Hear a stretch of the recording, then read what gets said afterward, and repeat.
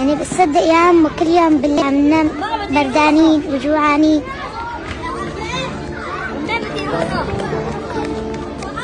ما عنا حطب. أنا بابا شهيد، قبل ما يموت كان عنا عطول حطب، كان يدفينا عطول، كنا دفيانين على زمان بابا. بس هلا كل شي انخرب، صار بابا بمحل ونحن بمحل. طيب يا عمو نحن شو ذنبنا نبرد؟ هيك الأولاد عندي عندهم أب هيك عايشين ولا مثلنا؟ طيب يا عمو ابنك نام مرة بس مرة بدون أكل هو بردان؟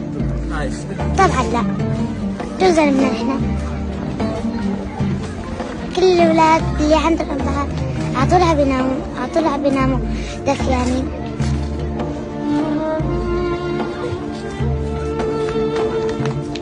على أول بابا ياخدنا معه.